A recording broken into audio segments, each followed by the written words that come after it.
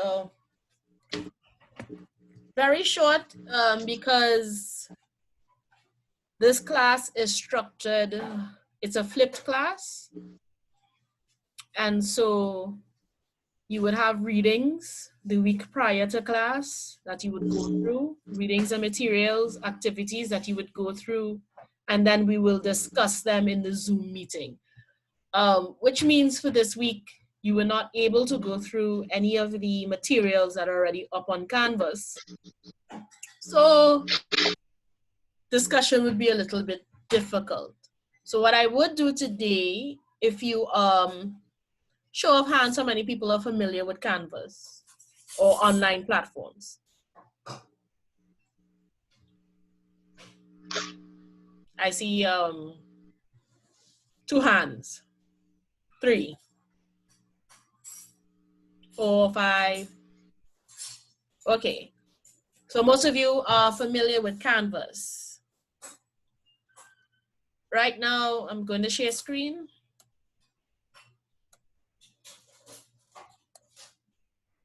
So this is what's up right now.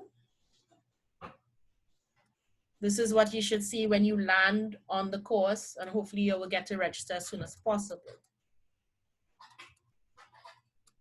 It includes a description of the course. So really and truly, what we are going to do in this course is look at academic writing. And I like to tell people that every level you go up, writing becomes a little more technical, a little more rigorous. And it's not that you weren't good writers before, but apparently I'm evil and persnickety, and I nitpick a lot with people's writing. So by the time you produce a thesis, your argumentation should be so airtight that even if someone asks you a relevant question in your defense, they can't fault you on the logic, the analysis, the presentation. So because of, I would say because of COVID, this allows me to really put into place some online learning techniques. So we're doing a flipped class. I will have all the information and materials up at least 5 days before our class session. You go through, you take your notes, you do your readings, and you will prepare specific questions for clarification on anything you read and you don't understand, so that our conversations will be guided more or less by you and your level of comprehension. Anything you need to clarify, there are no stupid questions. Only missed opportunities if you do not ask questions.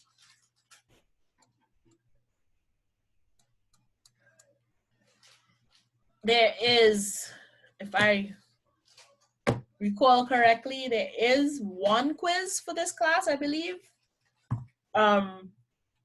Just a reminder, quizzes are in the asynchronous. They will be up for a 24-hour period, which means you can take it anytime in that 24-hour period. It will be timed. Do not navigate away from the page. Do not close your computer and come back. It will be registered as your quiz, whether you are finished or not. Right? I did not mention it here, but if you are familiar with turning in assignments on Canvas, we use the plagiarism, I forgot the name of it right now. We use a plagiarism checker. Everything you submit should be through Canvas, so that it can be checked that way. I'm not accusing anyone of dishonesty. It just gets you into the practice of avoiding plagiarism at all costs. The lower your score, the better. And finally, as way of introduction, looking at the netiquette. So all our sessions will be recorded. This will allow you then to review Zoom classes at the end of the semester. in case you miss anything, if you were not able to attend that day, you can review the conversations. So that information will be there. Because it's being recorded, I make a few requests. Please avoid wearing anything that is overtly political. Prints or slogans that might be obscene, profane, or negatively provocative, and any too tight or too revealing clothing. You can keep your camera on. It is not a requirement unless you are presenting. So if you have better connection with your camera off, by all means, you can keep your camera off. Mute your microphone unless it's your turn to speak. Do not speak over other participants while they are presenting. I do have the ability to mute everyone if I need to, so bear that in mind as well, right? And of course, do not use profanity, mostly because we're being recorded, not because we're not adults. If you're doing, there's one presentation for this course based on your final paper.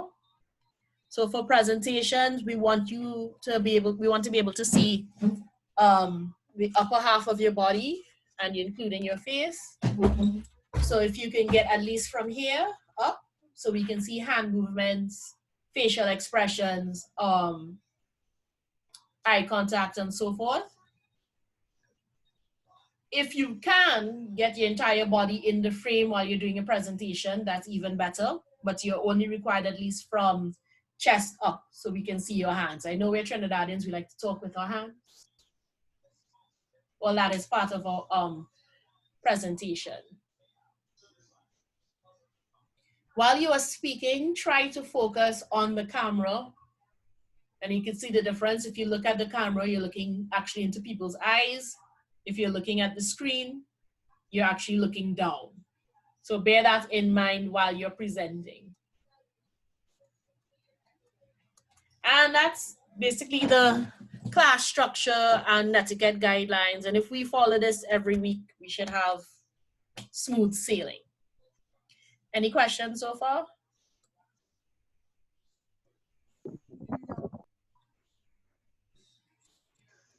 No. No? No question. Okay. Now, this is open till the 20th. I probably will have to extend it quite a bit. It was supposed to be due by next week. Whenever the 19th is. I think that's Friday, actually. But I probably will have to extend it if most of you are not in Canvas yet. So just to get a feel of what the Canvas will look like. And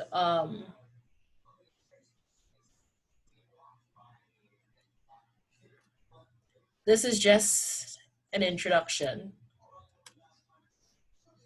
So don't feel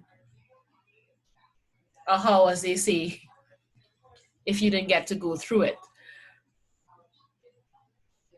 I'm gonna stop sharing for a minute. Today, if we will be discussing some of the expectations of an academic writer at this level.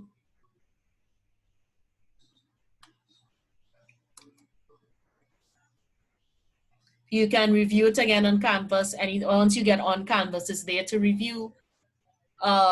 If you are not familiar with Canvas, for the 1 or 2 people, once you log into a course, that is your course for life. You can always revisit the information as long as you have access to UTT things.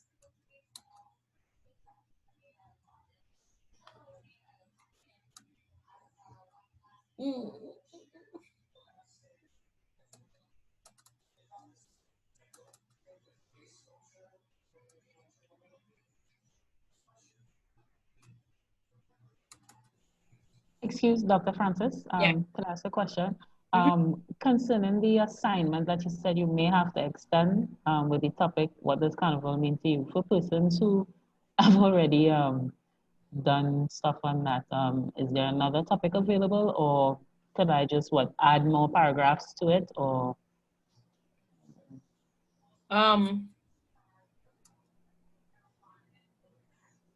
Sorry, my eyes are off the screen. That was, I got one essay because we had added an essay component to the application. I think I got one. Lizanne, you submitted an essay on that topic. Yeah, I did. I also wrote on that same topic as well. I haven't seen yours yet, Tanika. Okay. And I don't believe in working twice as hard. It is just a sample, so it's not graded. So if you want to submit the essay you already wrote for the application as your sample, that's fine with me. It's really for me to be able to assess where your writing is at the moment and where and how far we need to go. Okay. Would it be possible if you check it and you say, well, you need some more, I need, I think, I can't remember what's her name, the other lecturer. I think she saw the essay, so I'm not sure. Okay. But I have no problem adding to it or doing over or whatever. Yeah. As long as it's 5 paragraphs. Okay. All right. That's the minimum for a paper, 5 paragraphs. Okay. And we will go through that a little bit. There's some information on that. I realize, throwing my mind back to once upon a time in general people. I'm trying to remember if they actually taught us any structure. Not really. But basic sociolinguistics, the dialect with the biggest guns becomes the standard dialect. Right now, the dialect with the biggest guns happens to be the US. And so that is actually influencing other standard dialects around the world. For example, the British Common Rules have been far more streamlined than what we might have been used to in primary school and secondary school. We no longer just put a comma wherever we want to pause. Commas actually go specific places now. And that's partly the influence of American Standard English, which has 7 distinct comma rules, right? So 5 paragraphs, please have a thesis statement. And if you haven't written your sample yet, you could pay attention to this. If you haven't written a sample and you don't want to change it, that's fine. This is purely to assess your strengths and weaknesses. So I probably shouldn't share too much more than 5 paragraphs and a thesis statement. And it might be persuasive because at this level, most of your writing is argumentative. You're proving something, right? Okay. All right.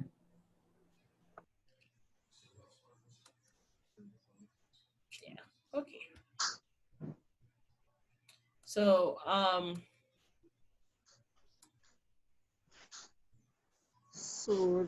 excuse Dr. Francis. mm-hmm. This is my first hearing of the 5 paragraphs. So I really, because I'm not on Canvas. Oh, the 5 paragraphs are for what? It's not, it was actually as part of the application process. You were supposed to write an essay. Oh, okay. Oh, okay.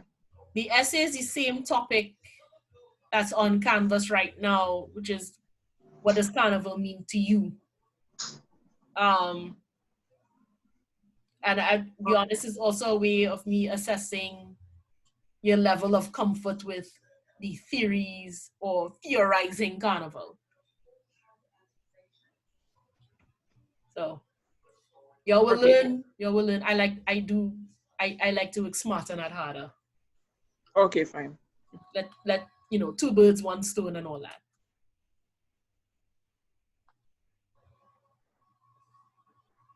Okay, thanks. So we're just looking at the introduction, and I'm right. And really for today, all we're looking at is our expectations.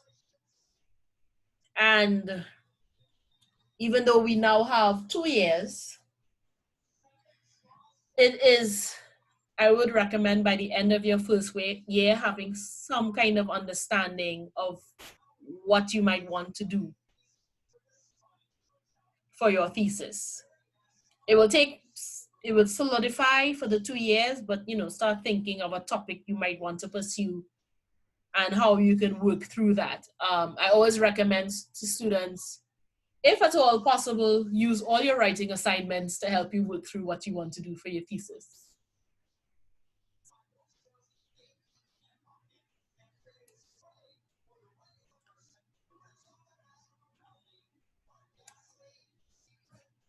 So, as I said before,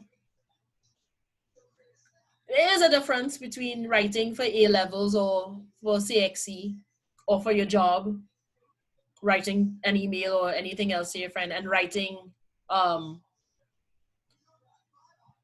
a graduate level.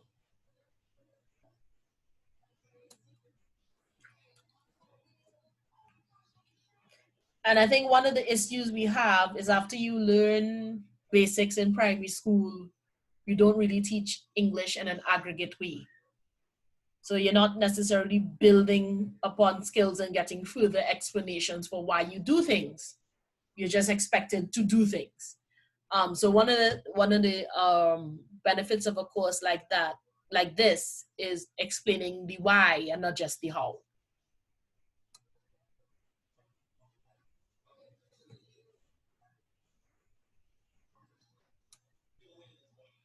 So dissuade yourself that your assignments in this course and elsewhere in the program is just because you have to do assignments, that's why you're writing. Always assume that you're writing with a purpose. And as we are in the graduate level, one of the main functions of academic writing is to engage discourse. Now, all disciplines have a conversation that's going on. Knowing the conversation, entering the conversation, steering the conversation is your job as an academic. So what you do, we need to be aware of what is being said about Carnival, what's being written about it, what are the ongoing theories and ideas. And then having been exposed to that, we look for what we call a problem. And there are 3 types of problems. The discourse is completely wrong. The theories have gone in a wrong direction and we need to correct that. That's one type of problem. It could be that we're on the right track, but we need to go further. That's another kind of problem. And it could be that no one has written about this, but this is very important.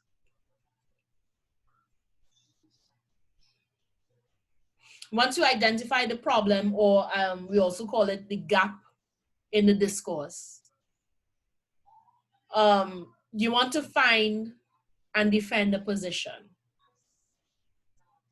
This is how you feel about the topic, where you think we should be going, how would you address the problem and how would you fix it?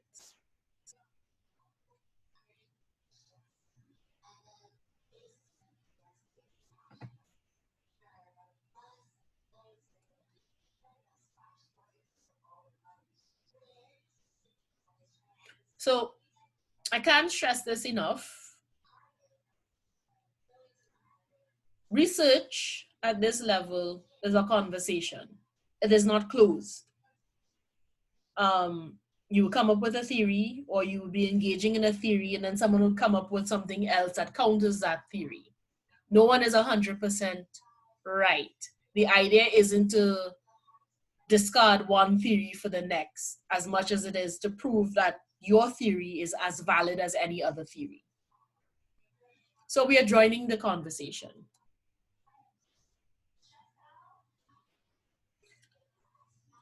So we can think of it this way. What we see really is the trunk of a large tree, if you think of the discourse as a tree. Out of the tree, we will get different topics. So there's one main discourse, carnival. Out of that, we have several topics: economics and carnival, sociopolitics and carnival, spirituality and carnival, carnival and gender, carnival and class, carnival and politics, and so on and so on and so on. So out of one main discussion, we can have topics branching out. We also need to consider what are the grounding theories or the grounding ideas that lead to the conversation in the first place. Why does this conversation exist? So those are the three levels of discourse we need to be aware of at all times. What is the main topic being discussed? What are the subtopics that will arise that we want to engage in? And what are the assumptions, the ideas, the theories, the cultural, underlying this discourse?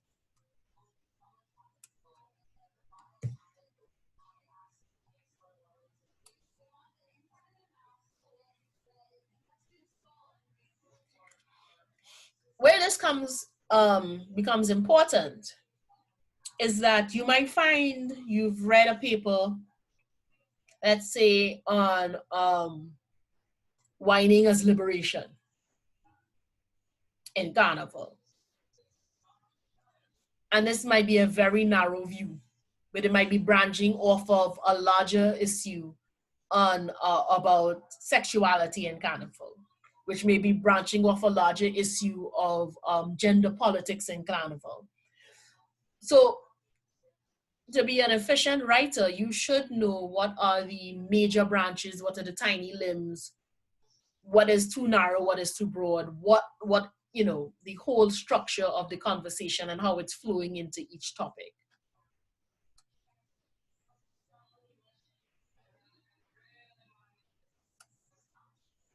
So in identifying the problem, like I said, so this is how we go about it in a practical way. Say you've read this article then on whining as empowerment in carnival. And maybe you say to yourself, this is missing some things. I don't really agree with this interpretation of this topic.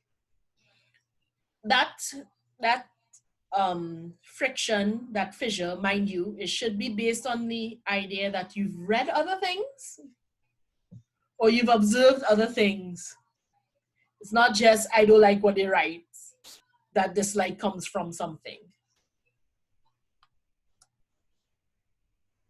So you ask yourself, why don't I like how they dealt with this topic? Is something missing?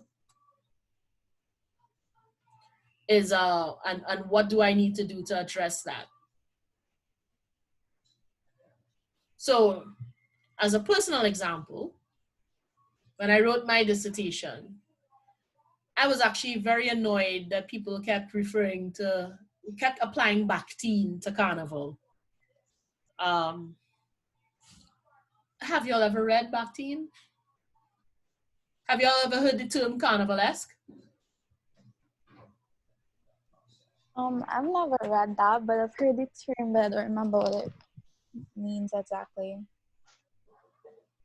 Anyone ever heard about carnivalesque and what it might mean? I've heard the term, but don't know exactly what it is. I've heard the term, but I don't know the meaning. I've heard it. Mikhail Bakhtin, Russian formalist, is a early form of literary criticism, writes a treatise on Rabelais and his world. where he treats with the representation of carnival in that text. And he comes up with two theories, the carnivalesque and grotesque bodily humor.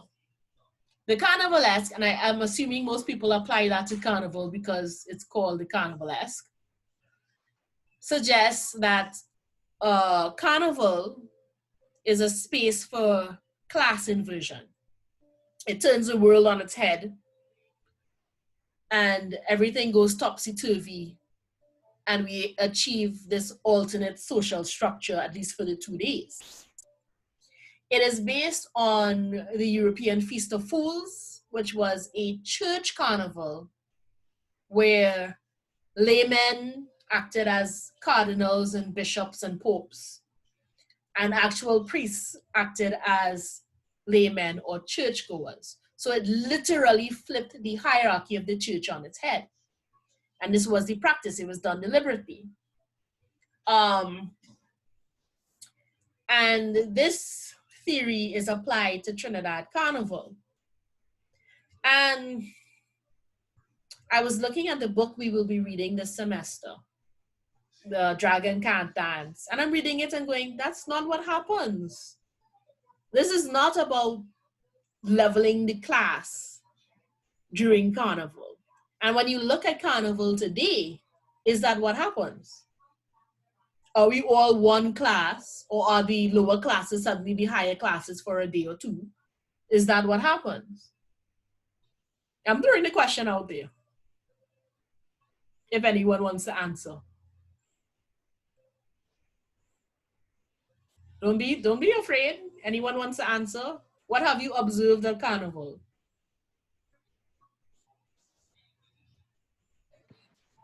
Don't forget to unmute. Yes. Hi, Dr. Francis. Yes. Well, I don't think that to be true for the simple reason, with a lot of the mass bands, especially as of recent, with the throwing up of the ropes around the mass bands, as well as the price points defining who is allowed to be in a particular mass band. I think that people still think, some people then may still think that, you know, if I'm in tribe or hearts, then I might be of a higher class than somebody who might be, you know, playing mass with one of the community bands, so to speak. You know, your local carnival organizer who every year throws out a nice free carnival band for all the people that would like to participate with those costumes. So I think in that sense, there is still kind of a class system that is prevalent as of recent. Well, I would say as of forever. Okay. Class was always class and class division. And before independence, really it's still that way. But it was more overt before independence. Class was heavily aligned with race. Our class structure actually kind of grows out of our race stratification anyway, which is something we will talk about in history class. So I'm reading it and going, yeah, I can't really apply carnivalesque to Trinidadian carnival because it doesn't quite fit what's going on the street. As a matter of fact,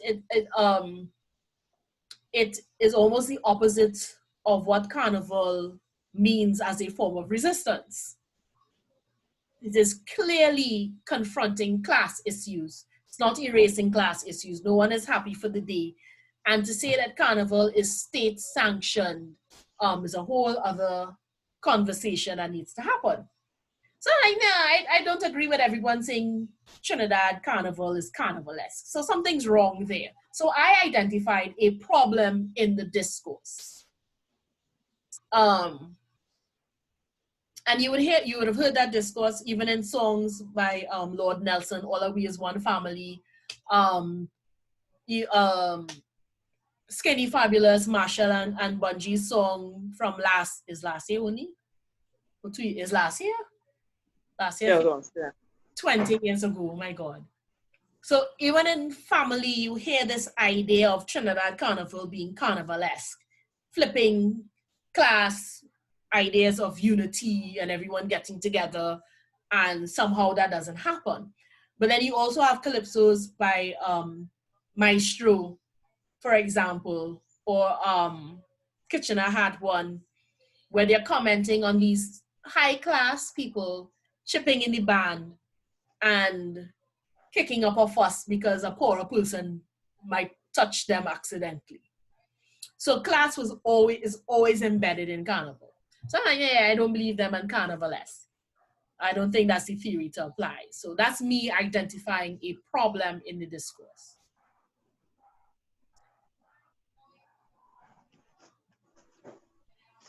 So for me, I can ignore that there was a discourse. There's a rich discourse on Carnival and theorizing Carnival that's out there. But I think the discourse got it wrong. And there was a second strand in the discourse that was getting closer to what I thought is a more appropriate way to analyze Carnival, both, well, in text and as an actual cultural product. And so for me, the problem was the main discourse got it wrong. The sub-discourse, or the one that's not being highlighted, has gotten it right, and we could go further with that. So I present them as three distinct types of problems, but you might find the problem is primarily one and secondarily another. But in terms of identifying what I'm trying to fix, what I need to add, what is important to know, identifying the problem and identifying what kind of problem it is becomes imperative.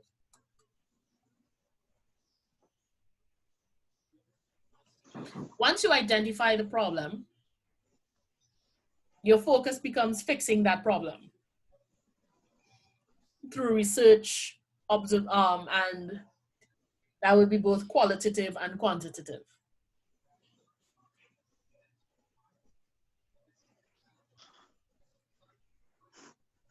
Knowing your position is also important.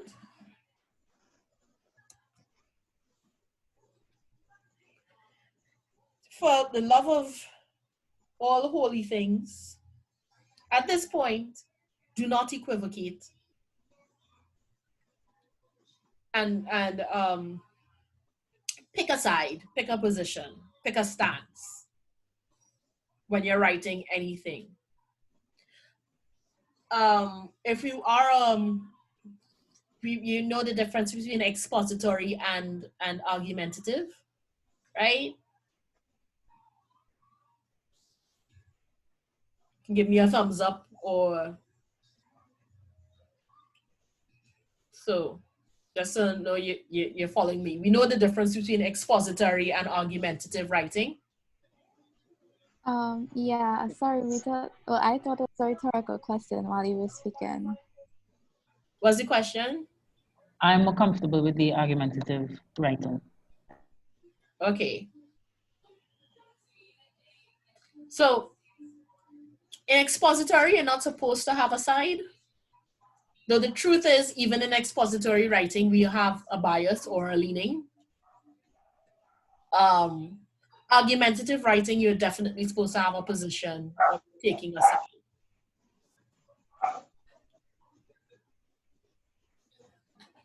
And this position would be your take on the problem, or what would be the best solution for fixing or addressing that problem.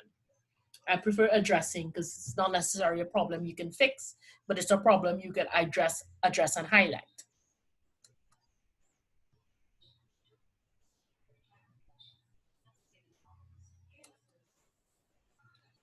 So when determining what to write, and I don't care what length of paper you're doing it for, consider who your audience is.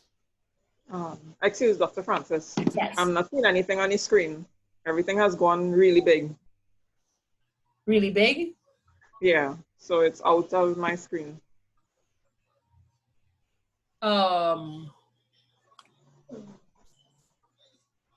Not sure why.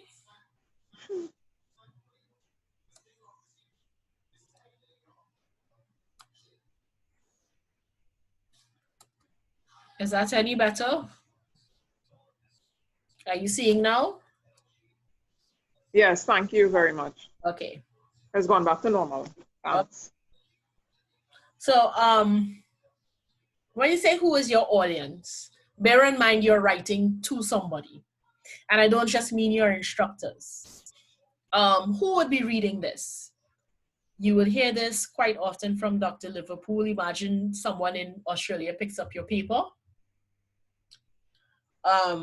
Just a visualization of who you aiming your writing at. That was horrible. I ended with a preposition, but that's okay.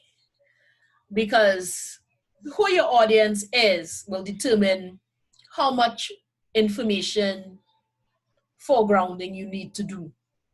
What do you expect them to know and all of that, right? So ask yourself, who am I writing this for?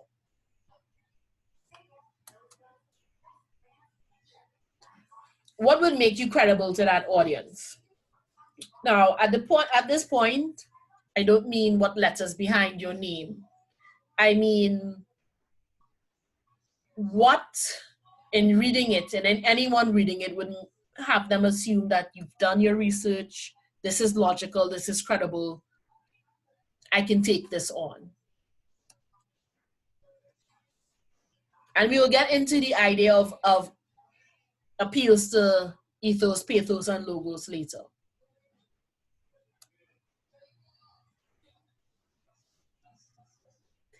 The importance of knowing your audience is so that you can know what assumptions you might share. Is it this person culturally similar to you? Say I'm writing about carnival and I am going to give a speech in the Bahamas. They have John Canoe. They're going to be quite familiar with some of my concepts. I might be going, what state doesn't have a carnival now? Shoot, even Australia has a carnival. It's getting harder and harder to pick places that actually don't have a carnival. But say I'm going to give a speech then at a Catholic church. They might not be culturally similar in terms of how they approach carnival. So is the audience culturally similar to me? What should they already know?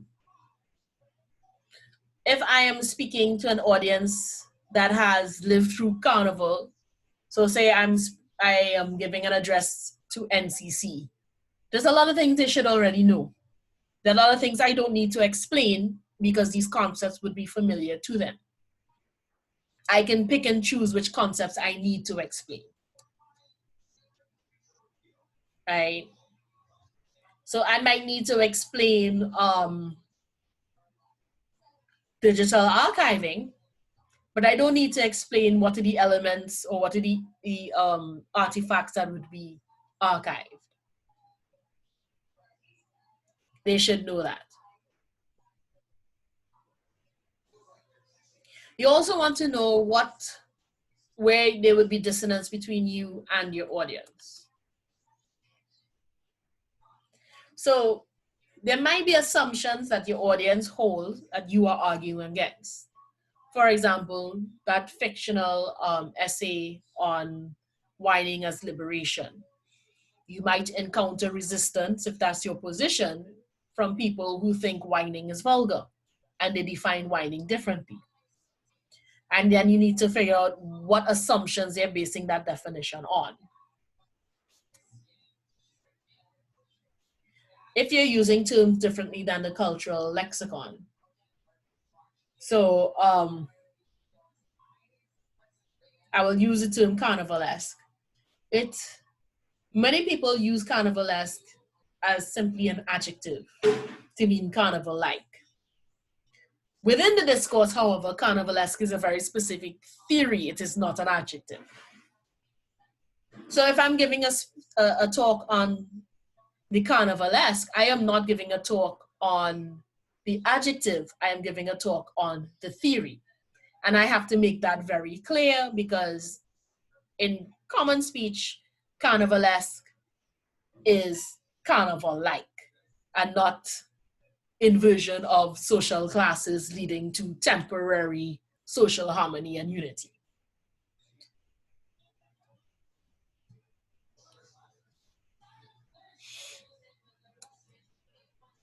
There are 3 major levels of resistance. So when you have to counter your audience's assumptions, cultural beliefs, and so on, expect resistance.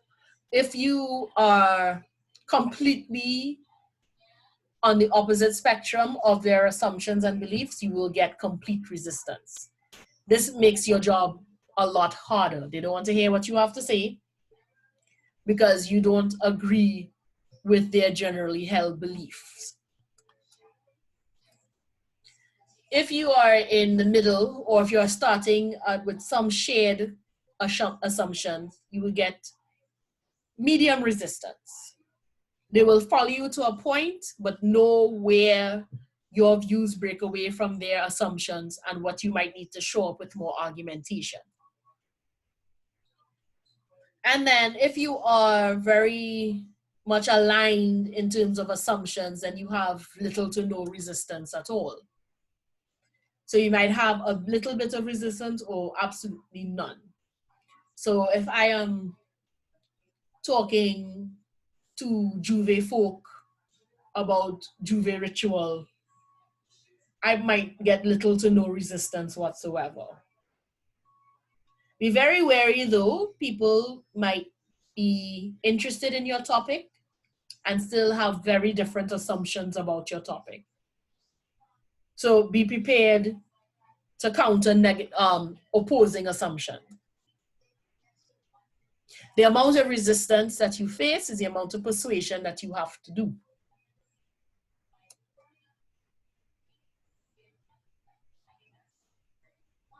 Let's talk a little bit about credibility. So, especially for this class, and then taking what you learn here and applying it to your other classes. And this should come as no surprise for anyone who's gone through any level of schooling, but your command of the language, your ability to use punctuation correctly, to vary your sentence structure, to follow formatting guidelines, and for this class, it will be MLA. For this program, is MLA. And proper spelling. And in Trinidad, we favor 90% British spelling. Don't necessarily fault you if you use American spelling, but be aware. Easiest way to do that, if you set your proofreading language to Trinidad and Tobago English, it should point out any discrepancies in spelling.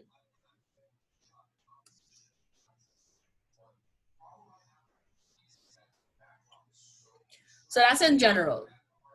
Language skills in general allow, add bank to your credibility. As a researcher, make sure you know your sources. Do not fall into the trap of taking sources at face value. Be very suspicious of everything you read, see, and hear. Know what controversies surround your sources, what other people have said about your sources, what may be, what might detract from their credibility. And wherever possible, especially for primary research, wherever possible, corroborate your sources. So I remember, for example, a student doing his thesis on Scrunter. And Scrunter would tell him one version of the story. And then you hear a version of the same situation from someone else that was completely different. Somewhere in between the two lies the truth. If it's recorded in newspapers, if it's recorded in any other kind of documentation, that will help you to assess how credible your source is and what you need to do to make your source as credible as possible to help your argumentation. Take nothing at face value.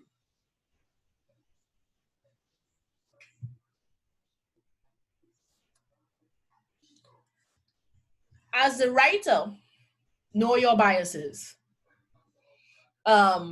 This takes a lot of introspection. Easiest way is when you read something, see something, anything you experience, and you feel somewhat uncomfortable or angry, pinpoint where that comes from. What is your thinking? What assumptions were you making, and why then dashing those assumptions get you upset? We very often walk around with biases and we don't acknowledge them. We don't even know they're there. And we're always easy to spot other people's biases and not our own. So it as a writer at this level, as you're doing analysis, as you're analyzing data, either primary or secondary, knowing your biases is extremely important.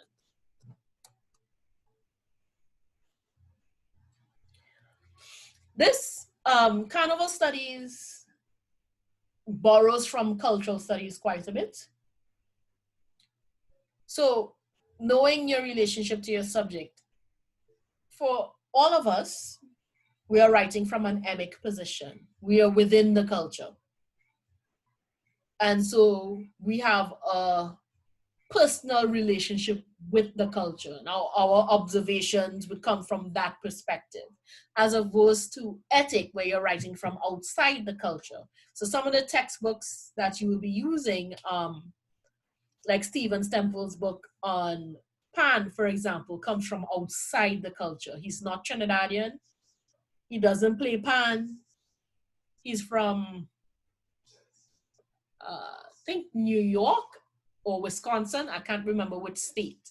And he came in for a couple months, did some research, and went back. So he's writing from an outsider's perspective. Whereas people like Kim Johnson writing about Pan is writing from an insider's perspective because he's from the culture that the product comes from. So identify, am I from within the culture that's producing this product, or am I from outside the culture that's producing this product? Just because you're Trinidadian or Caribbean, for a friend from St. Lucia, doesn't mean you can't be outside of a Caribbean cultural product. So identifying where you are and what your relationship is would also help you identify what biases you might have, either towards or against your subject. And then address these biases as much as possible. So, for example, if I am biased towards, and I'm going back to my example, if I am biased towards whining as a form of empowerment, I would have to make sure that the evidence and backing I use isn't so one-sided that my bias starts to show. I would need to include other voices and then systematically show in a logical fashion why my stance is viable. So knowing your bias leaves you protected against attack or coming off with a paper that is less logical or less easy to follow, and by extension, less persuasive.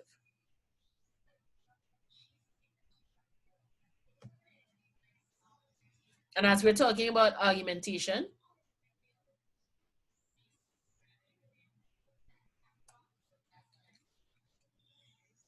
we have three main types. You have the one-sided argument.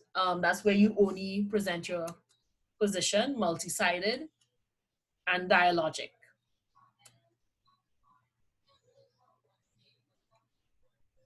So with the one-sided, it's only your argument. You're only presenting your position. You do not engage any other position. There's no rebuttal or anything like that. It's a very narrow focus. but it can prove a stance's viability. So you will still need to include logic chains, evidence, and proper argumentation. But you would not necessarily include other points of view. You would not engage other points of view.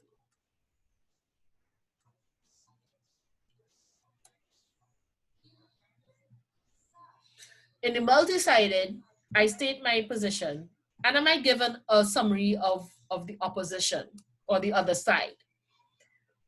This allows you to see more even keel, less biased, and more trustworthy. And then the dialogic, where it is more of an exploratory paper. This is one of the few instances where your thesis really comes at the end. But you will still have a position. You would find dialogic argumentation in very scientific papers, where you would start with a hypothesis. So you do start with a position, and by the end of the paper, through discussion and analysis, your hypothesis is transformed into your thesis statement or your stance. I've either proven my hypothesis, so yes, this makes sense, or I have not proven my hypothesis, so no, this is the other position.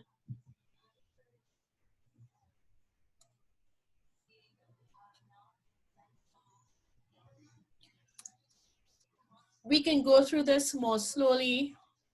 I know sometimes in the thesis statement is also called the purpose of your essay.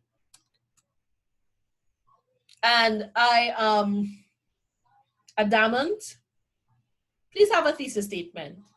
Thesis statement is so very important. The thesis statement sets the tone for the entire essay and tells me whether or not I will be screaming and throwing fits or not when marking essays.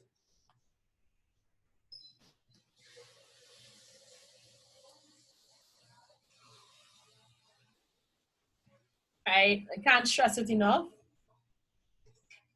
If you're not familiar with writing thesis statements, practice makes perfect is all I can say. We can also go through step by step how you come up with a thesis statement. I will have that up on Canvas as well. There are lovely little infographics you can follow to get you familiar with this formal style of writing.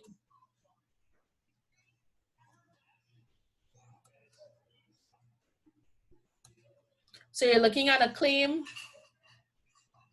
and an enthymeme. The claim is your position.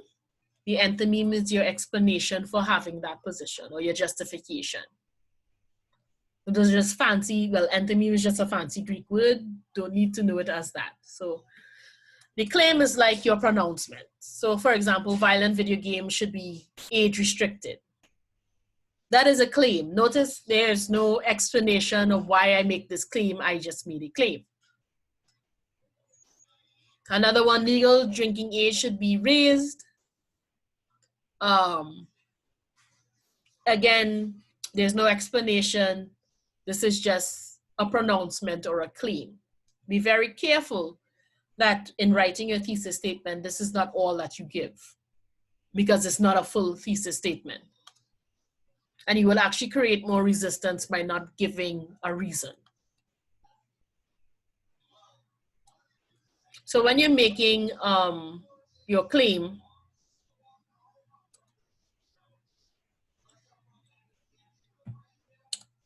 consider, and here when I talk about knowing your audience and using a term different from how you might have heard it before, if you are familiar with writing thesis statements and writing claims, I'm differentiating between a strong thesis statement and a strong claim.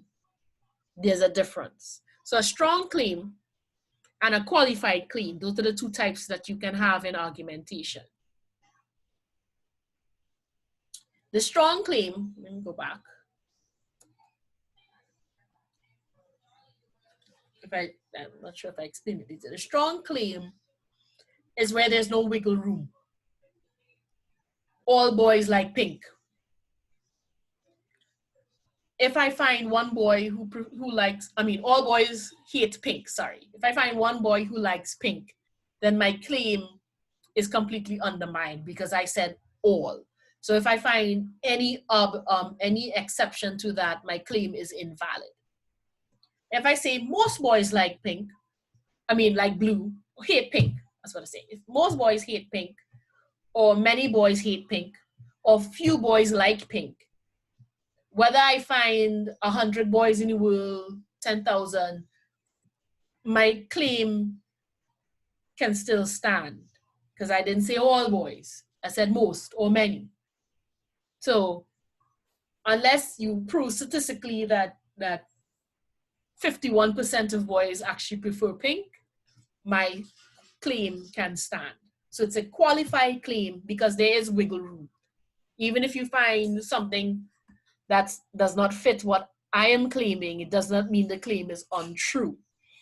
This is important in higher levels of argumentation because at this point, we're not trying to disprove something as much as we're trying to prove the validity of what we are arguing, the stance that we're taking.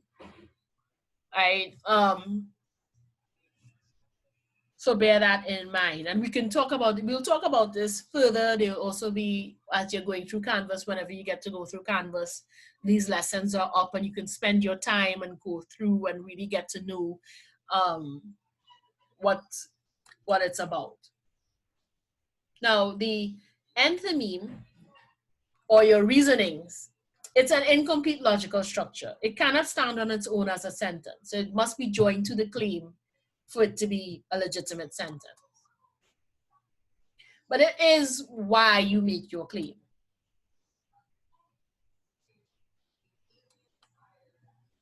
So for example, violent video games should be age restricted because young children will imitate the violence. Because young children will imitate the violence is the support for my claim violent video games should be age restricted. You might have learned for GP or in secondary school essays that you would write your 3 reasons, 1, 2, 3, right? So violent video games should be age restricted because young children are impressionable. They learn through imitation. They will end up committing violent acts because they're imitating the video games. All of that I pull out of children will imitate the violence. These are 3 different ways they will imitate and lead to violence. So you can do either one. Either one is fine. Putting your 3 reasons in your thesis statement makes it so much easier to organize your essay. That's fine. And you can practice summarizing your 3 points into one clause. And that takes a little while, but it's something you could practice. So either version is fine. So the other example, the legal drinking age should be raised to reduce drunk driving fatalities. And again, drunk driving fatalities is kind of summarizes the 3 main points that I would come up with that support the legal drinking age should be raised, right?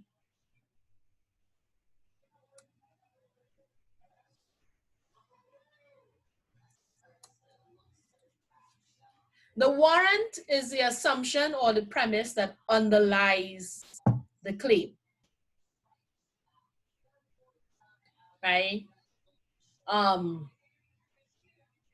Sorry, not the claim, the enthymeme. So it's not stated. This is why being aware of your own biases and assumptions is important, because you have to deal with warrants in your argumentation. Don't leave them there. They can create a fallacy. They're usually culturally motivated. So if you come from a very religious background, you might give off, you might state an enthymeme based on your religious sentiments. So you want to know what are the shared and unshared assumptions so that you know which warrants you really need to deal with and which ones you could probably get away with not really addressing. Right? So let's look at the first example. One of the assumptions is that we dislike violence. Another assumption is that children are innocent and impressionable. So if you look at the enthymeme for the claim, because young children will imitate the violence, we have to assume that nobody likes violence. So that is one level of persuasion. Of course, nobody likes violence. So if I say that it should be banned because it's violent, then everyone will agree with me because nobody likes violence. Children are innocent and impressionable. If they agree with me that children are innocent and impressionable, then they will agree that children will imitate what they see in a video game.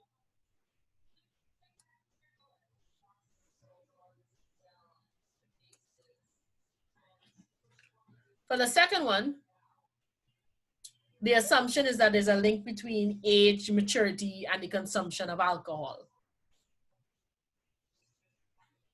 We also assume that there's a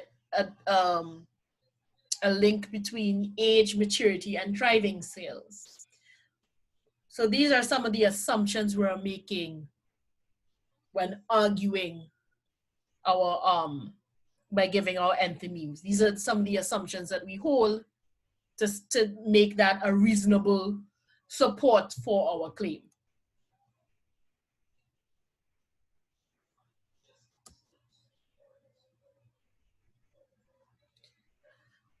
Now, if you do not share the same assumptions with your audience, you need to counter that resistance. Again, when you do not share assumptions or beliefs with your audience, they become more resistant.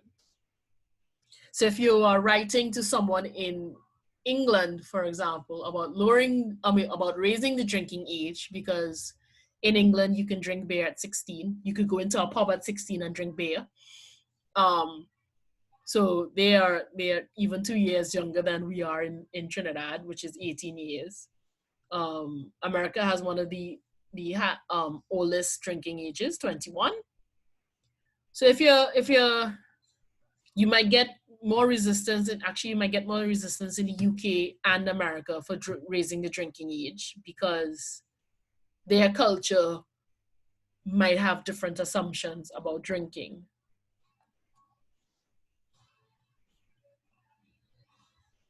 So that in a nutshell is our introduction. And let me know if you have any questions.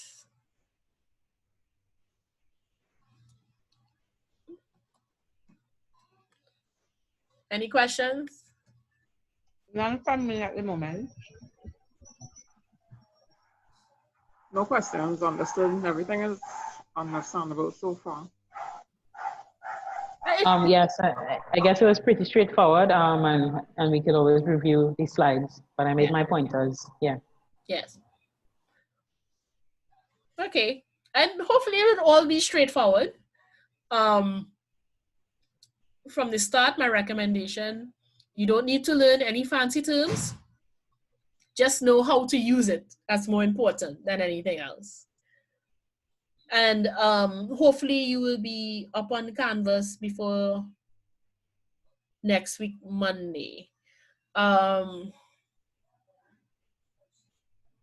can see if I can share the material for next week if you are having trouble getting on Canvas. So yeah, well, shoot me an email, because you should all have, well, my email is pretty easy to remember. It's kayla.francis@utt.edu.tt.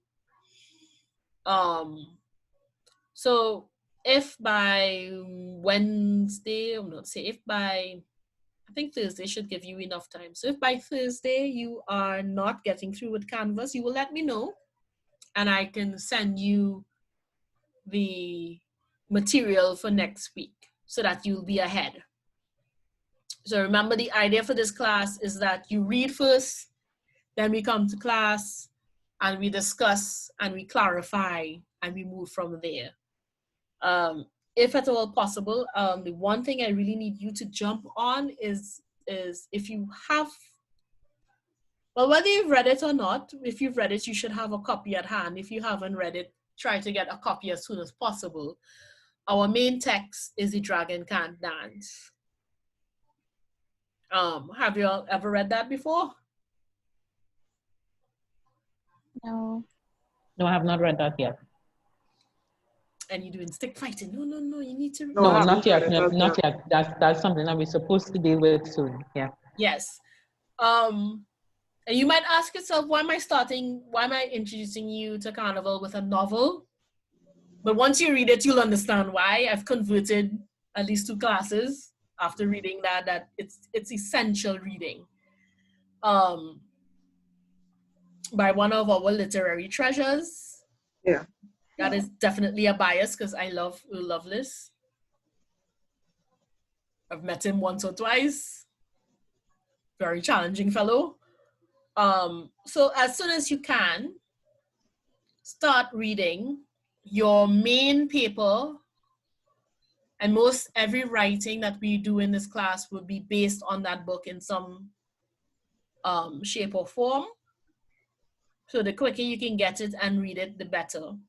A lot of our discussions too should be geared towards going through the text and talking about it, right?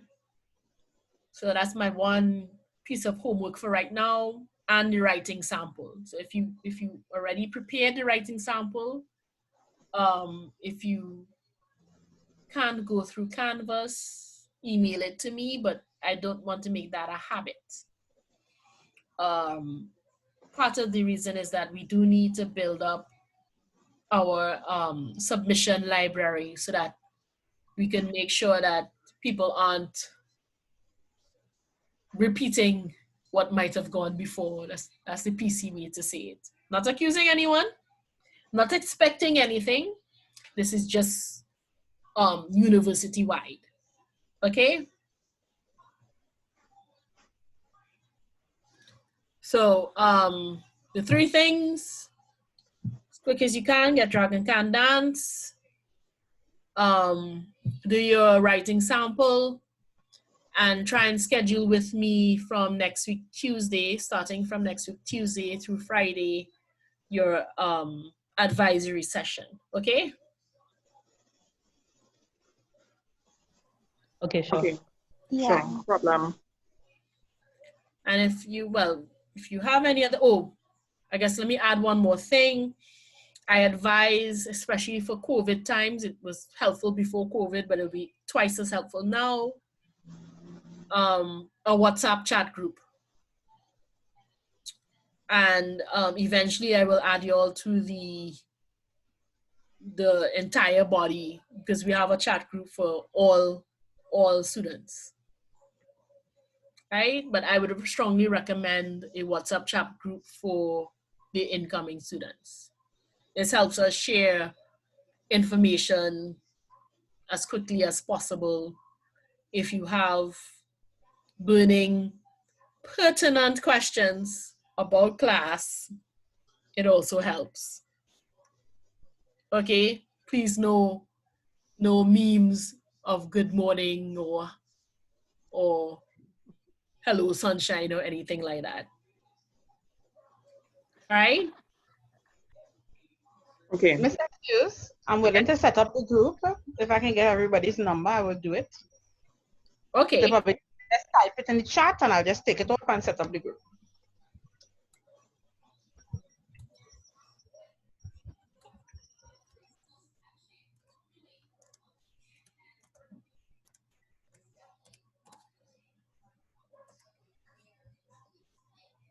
So as we're typing in our numbers, how's your first day? I'm actually gonna stop recording.